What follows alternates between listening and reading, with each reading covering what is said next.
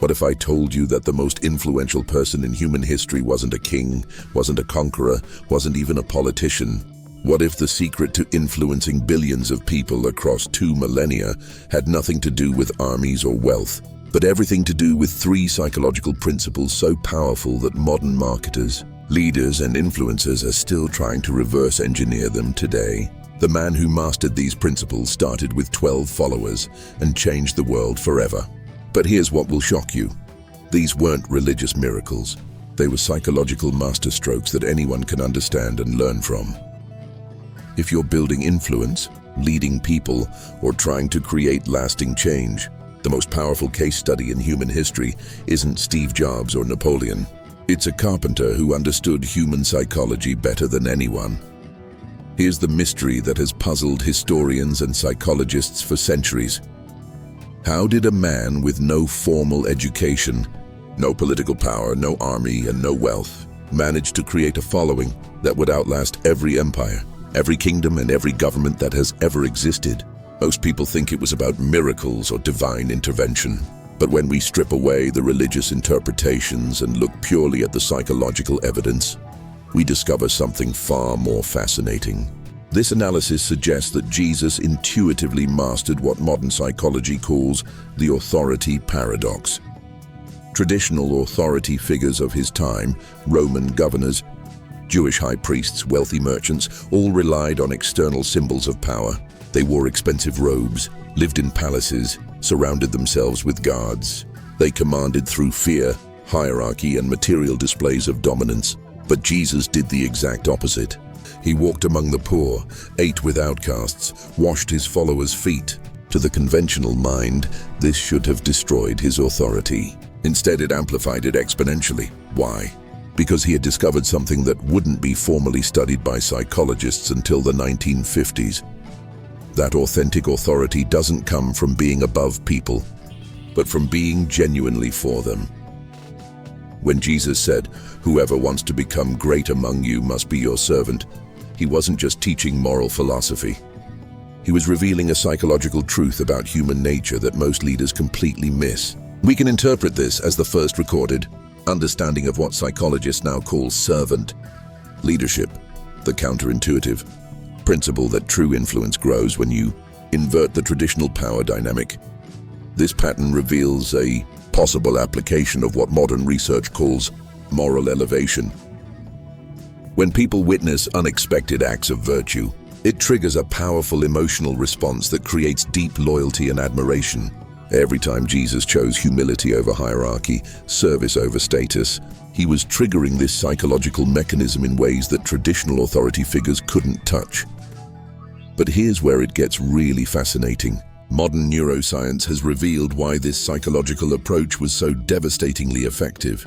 When we witness someone with power choosing to serve rather than dominate, it activates what researchers call the moral admiration network in our brains. The same neural pathways involved in awe, wonder, and deep emotional connection. Dr. Jonathan Haidt's research at NYU has shown that when people witness acts of moral beauty, someone powerful choosing sacrifice over self-interest, it creates what he calls elevation. This emotion doesn't just make us admire the person, it literally makes us want to become better ourselves and follow their example. This analysis suggests that Jesus understood something profound about human psychology. People don't just follow leaders who can give them what they want. They follow leaders who inspire them to become who they want to be. Consider the psychological brilliance of his recruitment strategy. When he called his first disciples, he didn't promise them wealth, status, or power. Instead, he said, "Follow me, and I will make you fishers of men." He was essentially saying, "I won't give you fish, I'll transform you into someone who can catch them." This psychological approach targets what Abraham Maslow would later identify as our highest human need, self-actualization. But the real psychological masterpiece was how he handled resistance and criticism. Traditional leaders of his era responded to challenges with defensive anger or displays of force. Jesus did something psychologically brilliant. He responded to attacks with questions that forced his critics to examine their own motivations. When accused of violating religious law by healing on the Sabbath, he didn't argue doctrine. He asked, which is lawful on the Sabbath? To do good or to do evil, to save life or to kill? This technique, now studied in psychology as Socratic questioning, disarms opposition by making people question their own assumptions rather than creating a direct confrontation. We can interpret this as an early understanding of what psychologists now call cognitive reframing, changing how people think about a situation by asking the right questions. Instead of defending his position, he was restructuring the entire conversation. The psychological impact was extraordinary. People didn't just hear his answers. They were forced to participate in discovering the truth themselves. And when people discover something for themselves, rather than being told what to think, the psychological impact is exponentially stronger. This pattern reveals why his influence grew organically rather than through force or manipulation. Think of it like this. Imagine you're at a networking event where everyone is trying to impress each other with business cards, expensive suits, and name-dropping. Then someone walks in wearing jeans, genuinely listens to everyone's problems, and offers real help without asking for anything in return. Who would you remember? Who would you want to work with? This is the psychological principle Jesus discovered. Authentic influence doesn't come from displaying your power. It comes from using your power in service of others. It's like being the only person in the room who turns the spotlight away from themselves and onto everyone else. Paradoxically, this makes you the most magnetic person in the room. Modern research calls this authentic leadership. But Jesus was practicing it 2,000 years before we had a name for it. He understood that people don't just follow strength. They follow strength that chooses to serve. This creates what psychologists now recognize as the most powerful form of influence. When people don't just respect you, but aspire to become like you. The psychological genius was that he made following him feel like an invitation to become your best self, not a demand for submission to his authority. This is why his influence didn't die with him. He had created a psychological framework that made his followers want to spread his message not because they had to, but because they were inspired to. If this is blowing your mind, stop right now and hit the subscribe button. Why? Because what comes next will blow up your view on influence and leadership, and if you don't subscribe, the algorithm will hide my next secrets from you. But here's where the story gets even more psychologically fascinating.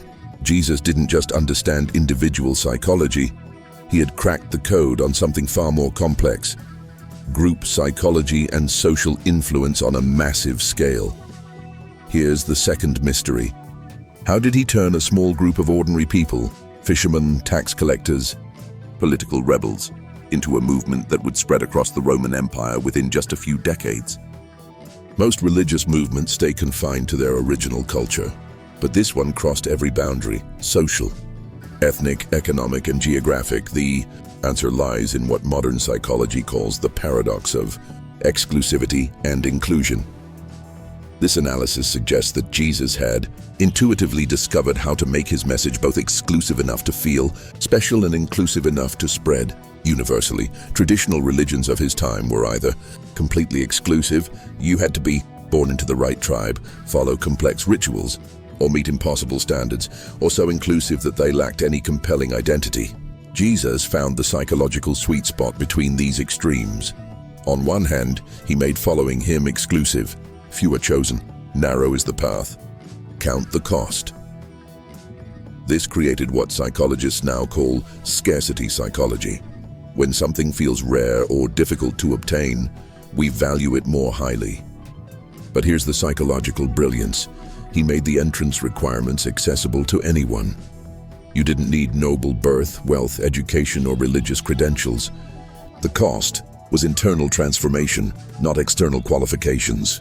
This meant anyone could potentially qualify, but not everyone would be willing to pay the psychological price of genuine change.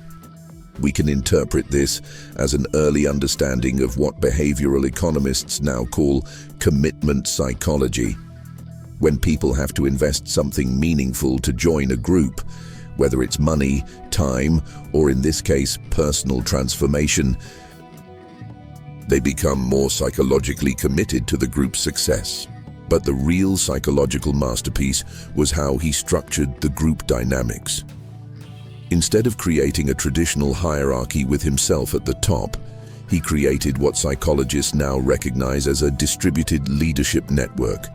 Yes, he was the central figure, but he consistently empowered his followers to teach, heal, and lead others. This pattern reveals a possible application of what modern organizational psychology calls psychological ownership. When people feel like co-creators of a movement rather than just followers, their investment in its success becomes exponentially stronger. Modern social psychology has revealed why this approach was so psychologically powerful. Dr. Henry Tujfell's research on social identity theory shows that people have a fundamental need to belong to groups that make them feel both special and secure. The psychological challenge is creating a group identity that's strong enough to inspire loyalty, but flexible enough to grow. Jesus solved this through what we can interpret as an early understanding of aspirational identity formation. Instead of defining his followers by what they were, poor, uneducated outcast, he consistently defined them by what they could become. You are the light of the world. You are the salt of the earth. You will do even greater works than these. This psychological approach targets what researchers call possible self-theory. When people can envision a better version of themselves within a group context, it creates powerful motivation for both personal growth and group loyalty. But here's what made it even more psychologically sophisticated. He didn't just tell them what they could become. He gave them immediate opportunities to practice these new identities. When he sent his disciples out to teach and heal, he wasn't just spreading his message. He was using what modern psychology calls behavioral activation, giving people direct experience of their new identity rather than just talking about it. This is psychologically crucial because our brains are wired to believe what we do more than what we hear. The social psychology becomes even more fascinating when we examine how he handled conflict within the group. Traditional leaders often maintain unity through conformity. Everyone must think and act the same way. But Jesus did something psychologically brilliant. He maintained unity through shared purpose while allowing individual differences. Peter was impulsive, John was contemplative, Matthew was analytical, Simon was political. Instead of forcing them into a single mold, he leveraged their different personalities for the group's benefit. This demonstrates what modern psychology calls diversity appreciation, understanding that group strength comes from complementary differences, not identical thinking. But perhaps the most psychologically sophisticated element was how he prepared them for his eventual absence. Most charismatic leaders create dependency, followers who can't function without the leader present. Jesus did the opposite. He systematically taught his followers to internalize his principles and methods so they could continue the movement independently. This analysis suggests he understood something that wouldn't be formally studied until the 20th century. Sustainable influence requires creating leaders, not just followers. The psychological impact was that his movement became anti-fragile. It actually grew stronger when tested by persecution, opposition, and his physical absence. Picture this. You're building a tech startup. Most founders create a company where everything depends on them.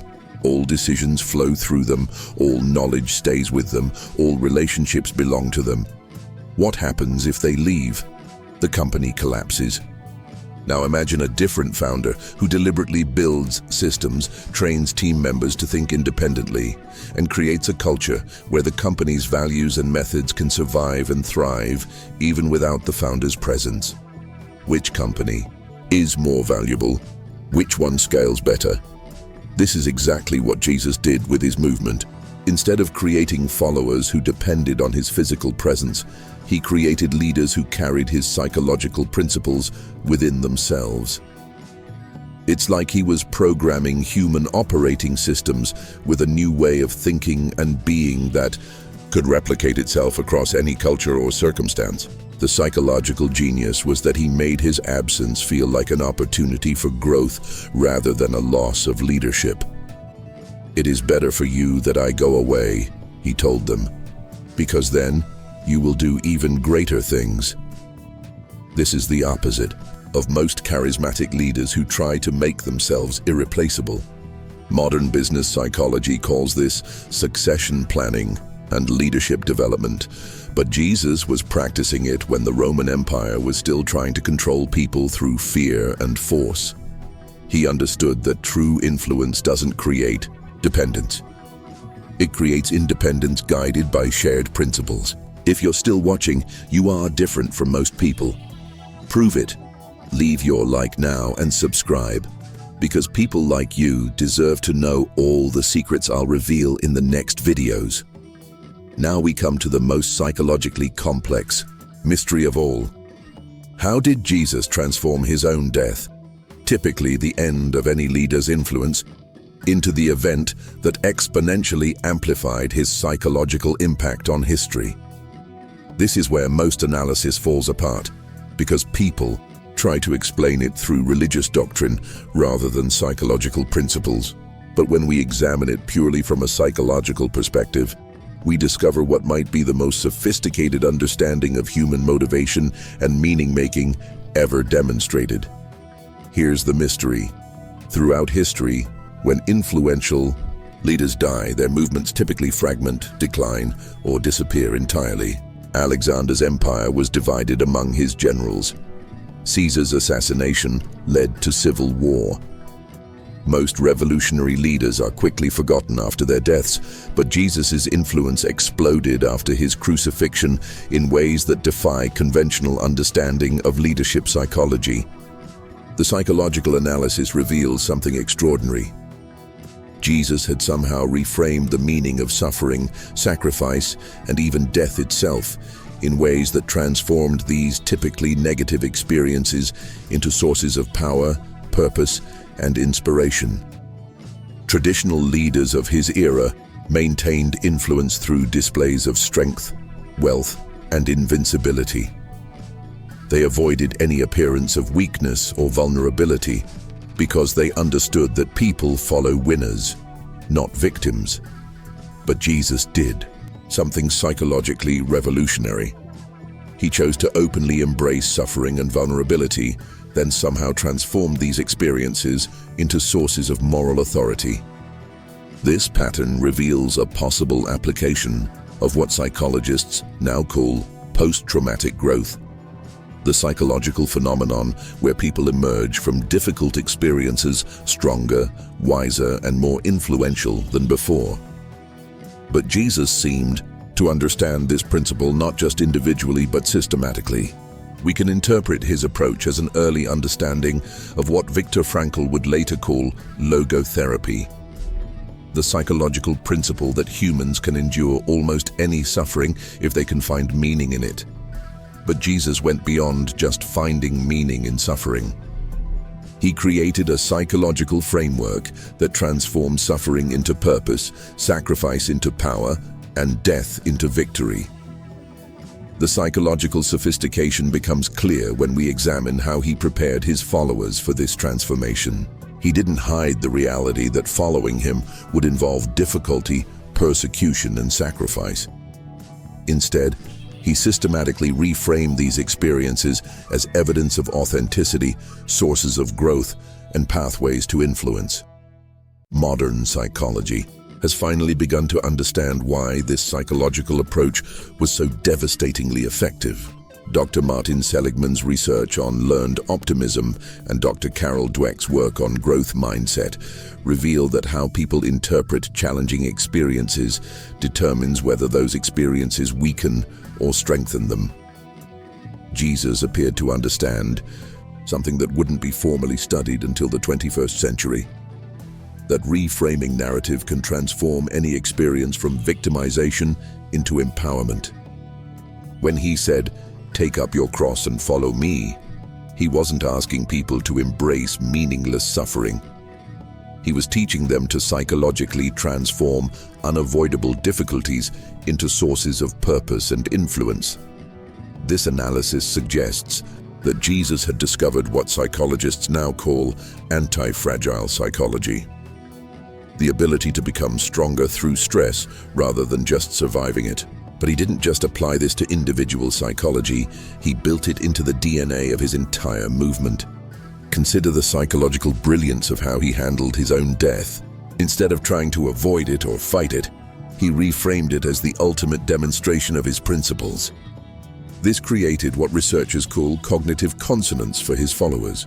His actions perfectly aligned with his teachings, even under ultimate pressure. But here's where the psychology becomes truly sophisticated.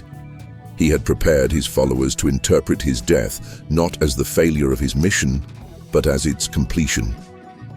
This required understanding what modern psychology calls schema theory, how people's existing mental frameworks determine how they process new information. Most people's schemas around death are negative. It represents loss, failure, the end of influence. But Jesus had systematically taught his followers a different schema. That true influence often requires ultimate sacrifice, that the greatest love involves laying down your life for others. That apparent defeat can be the pathway to real victory. When his crucifixion occurred, his followers didn't just process it through the normal psychological frameworks of loss and defeat. They processed it through the new framework he had taught them, which transformed the experience from tragedy into triumph, from ending into beginning. The psychological impact was extraordinary. Modern research on meaning-making shows that when people can find positive meaning in traumatic experiences, it often triggers post-traumatic growth that makes them more resilient, more purposeful, and more influential than they were before the trauma occurred. This pattern reveals why persecution actually strengthened early Christianity rather than destroying it.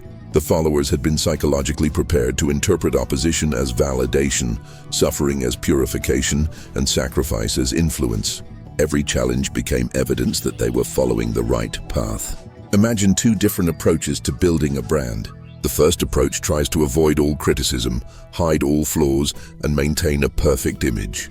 When challenges arise, the brand weakens because it has no resilience built into its identity. Now imagine a second approach that openly acknowledges the cost of its values, prepares customers for difficulties, and frames challenges as proof of authenticity. Think of brands like Patagonia telling customers not to buy their products unless they really need them, or Harley-Davidson making the mechanical difficulties part of the ownership experience that creates deeper loyalty. This is exactly what Jesus did with his movement, but at a psychological level far deeper than any modern brand. He created an anti-fragile identity that became stronger under pressure rather than weaker. It's like he was building psychological shock absorbers into the very DNA of his influence. The analogy that captures this best is steel forging. Raw iron is brittle and breaks under pressure. But when iron is subjected to intense heat and repeated hammering, it transforms into steel. Stronger, more flexible, and virtually unbreakable. Jesus somehow understood how to apply this same principle to psychological and social influence. He didn't try to make following him easy or comfortable.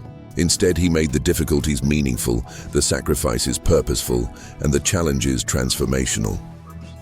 This created followers who didn't just believe in his message, they had been psychologically forged by it into people who could carry that message anywhere, under any circumstances, through any opposition.